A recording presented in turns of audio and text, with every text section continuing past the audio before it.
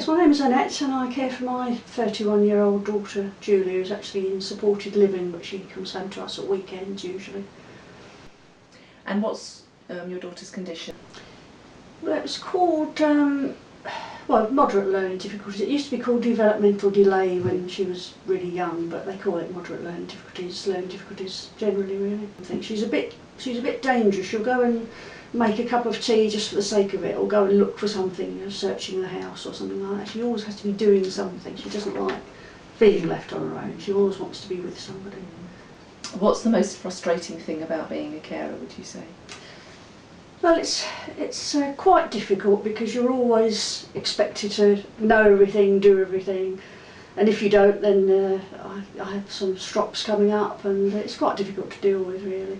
That's very frustrating, and it's quite a responsibility as well, always thinking what she's doing, because I've found it's quite difficult if she's not actually with us, but she's often ringing up and saying, oh, what can I do about this? And it's quite worrying. I found it more worrying actually when she's not around than I did when she was, because I knew when she was coming in and knew exactly what she was doing. It's quite difficult to get used to when they're not living with you. So what would you say was the main highlight of being a carer for your daughter? I think feeling needed, feeling wanted still, to a certain extent, but sometimes too much.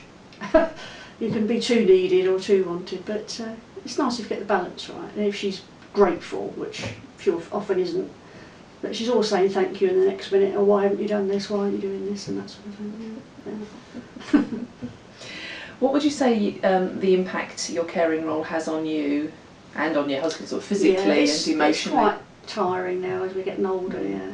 It's physically and mentally demanding. I think more mentally probably, because we're constantly thinking about what she's doing all the time, and whether she needs help.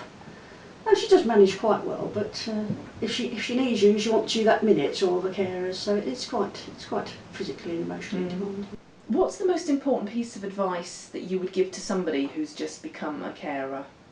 In my case, I would say, if it's at all possible, a good social life, which I luckily have got. If you've got good friends, if you can get out, do, because it's very important to do these things.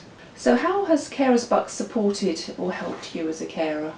Well, knowing that it's always there is a good thing, and I go to the Hadnam support group, and that's very helpful. I've made some new friends through that, and we chat and we have courses, and it's all very nice socially really, and I think it helps everybody that goes. You've all got different caring roles, and we discuss them, and we feel better for doing so. And so knowing it's all there at the end of the phone as well, it's very useful.